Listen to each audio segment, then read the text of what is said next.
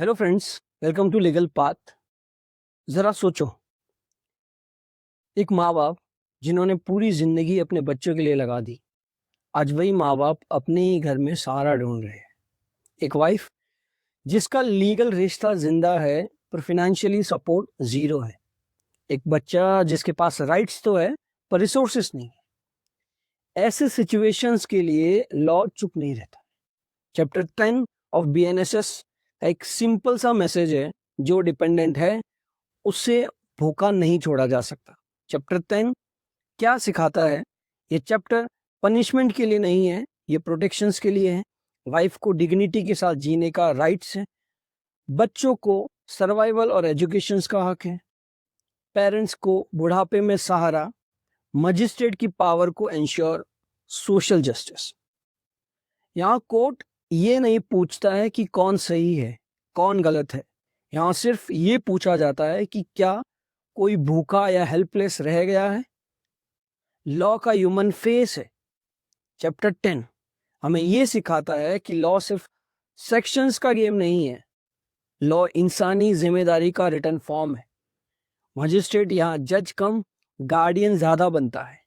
इस चैप्टर का M clear है, वैग्रेंसी को रोकना, नेग्लेक्ट खत्म करना और डिपेंडेंस को प्रोटेक्ट करना।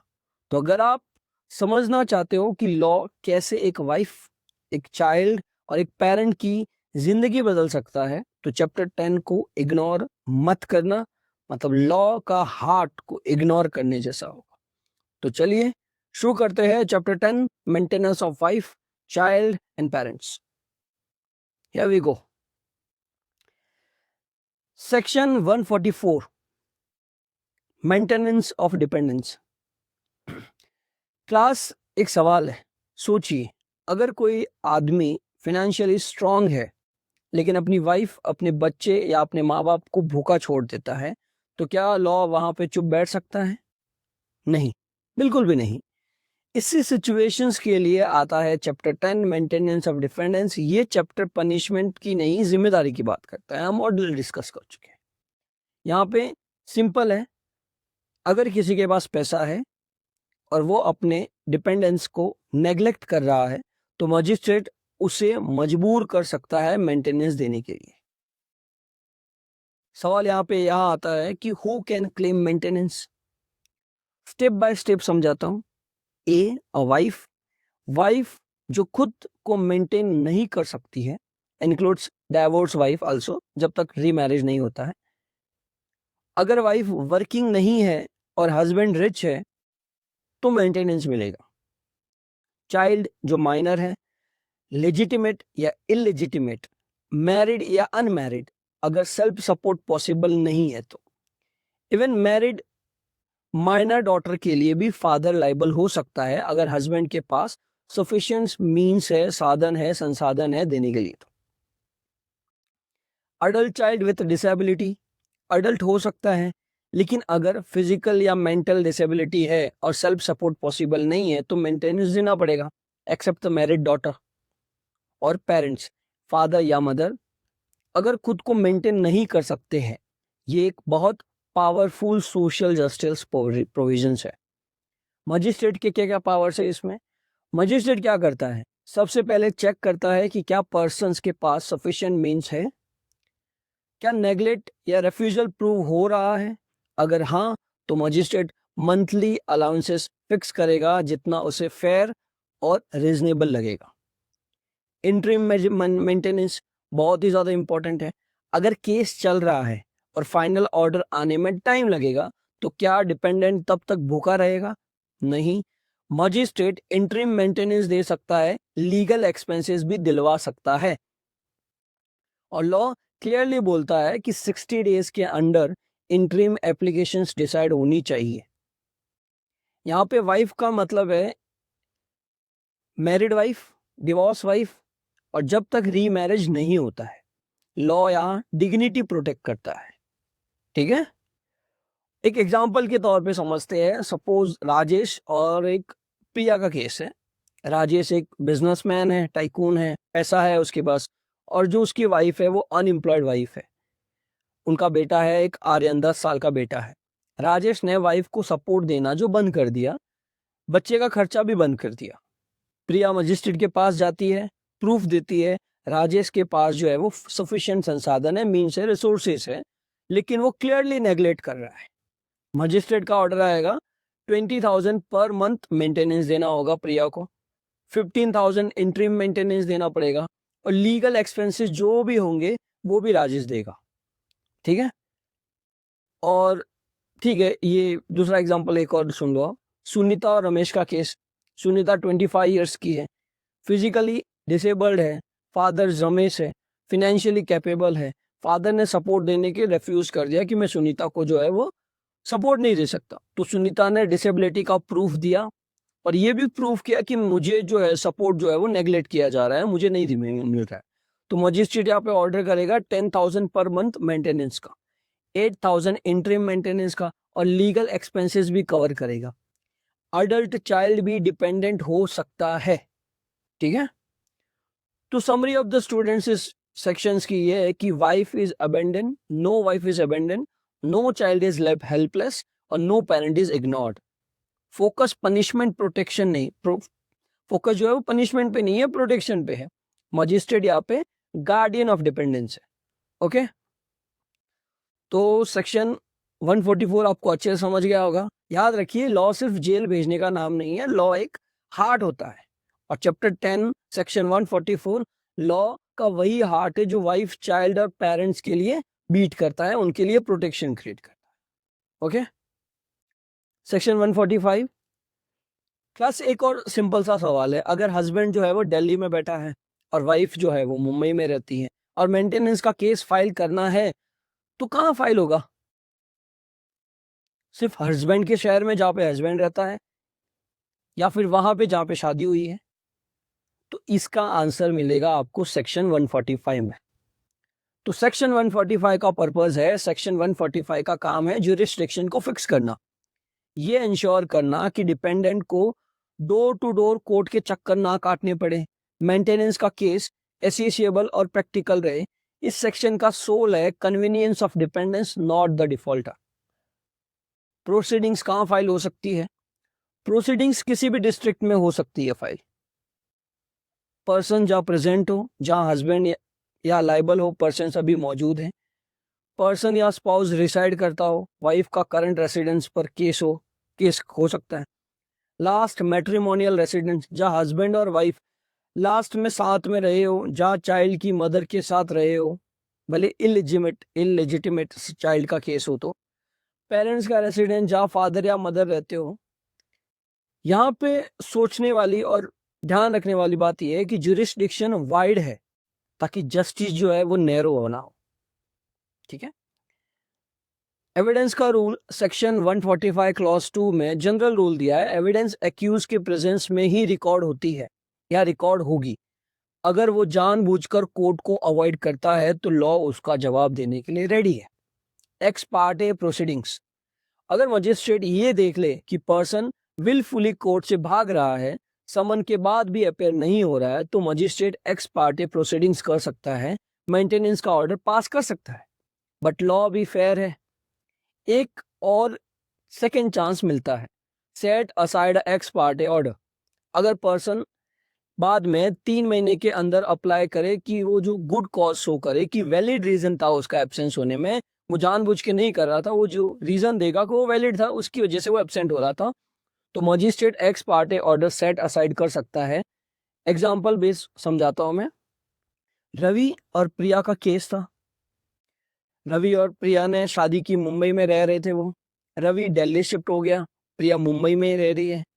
रवि ने मेंटेनेंस देना बंद कर दिया प्रिया को। प्रिया ने सेक्शन 145 के अंडर मुंबई में मेंटेनेंस फाइल की। मुंबई में ही क्यों? क्योंकि प्रिया वही रहती है।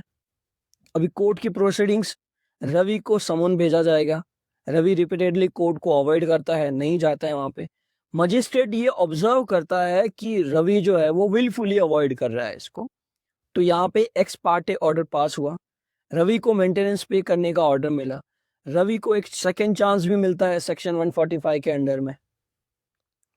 ठीक है, एब्सेंस का वैलिड रीजन बताया गया रवि ने, ठीक है, मजिस्ट्रेट ने रीजन को कंसीडर किया कि जो ऑर्डर को रिव्यू करके बताया, समझा कि हाँ जो रीजन उसने दिया वो वैलिड है। लॉ स्ट्रिक्ट है लेकिन ब्लाइंड नहीं है यहाँ पे, और सेक्शन 145 हमें यही सिखाता है, ठीक है, कि मेंटेनेंस लॉ पेपर पे लॉ नहीं है। अगर कोई कोर्ट से भागने की कोशिश करे तो लॉ खुद उसके पीछे चलकर आता है, क्योंकि जस्टिस डिले नहीं है, जस्टिस डिलीवर्ड होना चाहिए। सेक्शन 146 क्लास, एक प्रैक्टिकल सवाल है। आज जो मेंटेनेंस फिक्स हुई है, ठीक है, हमने 45-44 में देखा कि मेंटेनेंस फिक्स हो गई। तो मेंटेनेंस जो फिक्स हुई है, क्या वो जिंदगी भर चलेगी या जिंदगी भर वही सेम रहेगी? अगर हस्बैंड का बिजनेस बंद हो जाए, जॉब चली जाए, इनकम डबल हो जाए, या वाइफ की रीमैरिज हो जाए, या वाइफ जो है वो रीमैरिज कर ले, लॉ स्टैटिक नहीं होता है, लॉ सिचुएशंस के साथ मूव करता है। और इसी प्रिंसिपल पे बना है सेक्शन 146। इसका कोर आइडिया है सेक्शन 146 का, एक सिंपल सा रूल है, सर्कमस्टेंसेस चेंज हो जाए तो मेंटेनेंस भी जो है वो चेंज हो सकती है। ये सेक्शन इंश्योर करता है कि मेंटेनेंस फेयर रहे, कोई भी पार्टी अनफेयर बर्डन ना झेले, ठीक है। तो इसका सब सेक्शन है वो समझते हैं चेंज इन सर्कमस्टेंसेस। अगर प्रूफ मिल जाता है कि पे करने वाले की कंडीशन चेंज हो गई है या रिसीव करने वाले की कंडीशन चेंज हो गई है, तो मजिस्ट्रेट इसमें मेंटेनेंस को इंक्रीज, रेड्यूस या मॉडिफाई कर सकता है, चाहे वो फाइनल या इंटरिम मेंटेनेंस हो। ये किस किस पे अप्लाई करता है? ये child, wife, father and mother पे अप्लाई करता है। लेकिन यहाँ पे प्रूफ जो है वो दिखाना पड़ेगा। सिर्फ एक्सक्यूजेस से काम नहीं चलेगा कि मेरे खर्चे बढ़ गए इसलिए मेरा ये कर दो, ऐसा नहीं है, प्रूफ दिखाना पड़ेगा। इसका सब सेक्शन 2 सिविल कोर्ट का इंपैक्ट। अगर किसी कॉम्पिटेंट ने सिविल कोर्ट का डिसीजन दिया है तो मेंटेन ऑर्डर का अफेक्ट कर सकता है। मजिस्ट्रेट बाउंड है उससे ऑर्डर कैंसिल करने के लिए या उसको मॉडिफाई करने के लिए। क्रिमिनल कोर्ट का ऑर्डर सिविल कोर्ट के डिसीजंस के आगे नहीं टिकता है।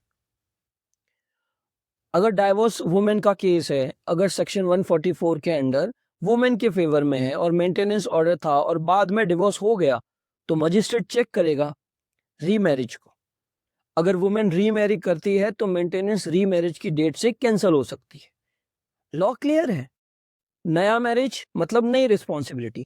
बाकी क्लॉजेस भी इसी प्रिंसिपल पर बेस्ड होते हैं, fair support, no double benefits.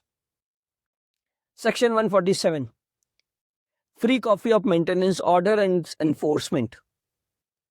सोचिए फ्रेंड्स, अगर कोर्ट ने मेंटेनेंस का ऑर्डर दिया, ठीक है, लेकिन वाइफ या डिपेंडेंट के पास ऑर्डर की कॉपी ना हो तो वो ऑर्डर का फायदा क्या, कैसे उठाएगा वो फायदा?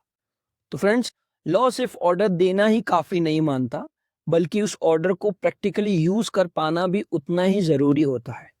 इसी प्रैक्टिकल प्रॉब्लम का सॉल्यूशन देता है सेक्शन 147 ऑफ BNSS 2023।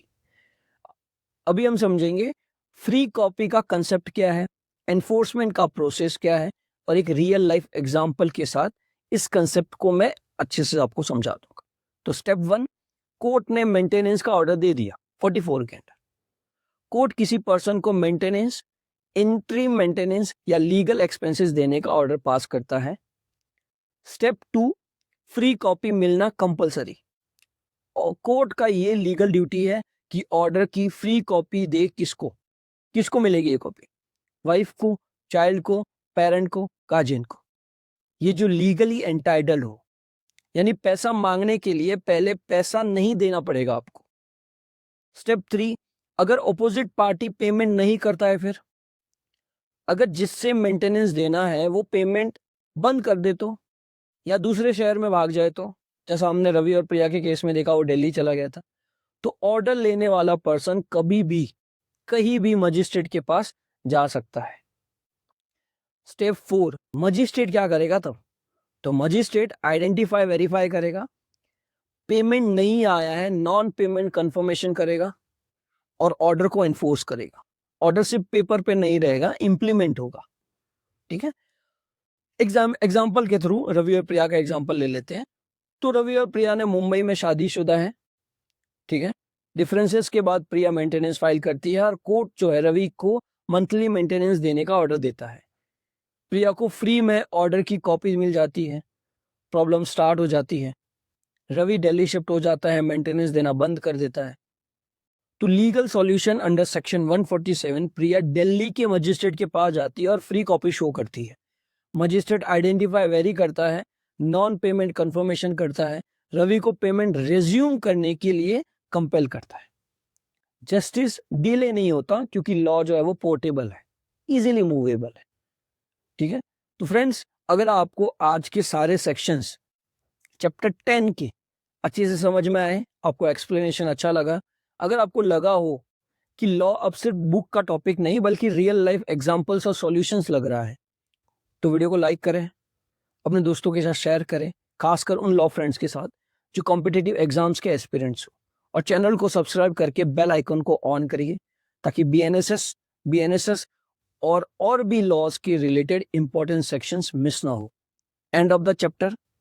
तो दोस्तों, इसी के साथ chapter 10 maintenance of wife, children and parents, BNSS 2023 and होता है।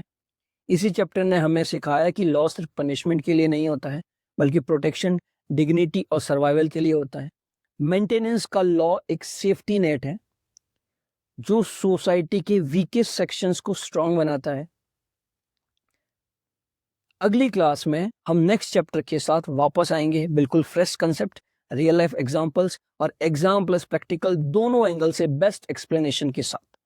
तब तक याद रखिए, लॉ समझना ही पावर है और लीगल पाथ आपके पावर को पावर देता है। तो मिलते हैं नेक्स्ट वीडियो में। Till then keep learning, keep growing. Jai Hind.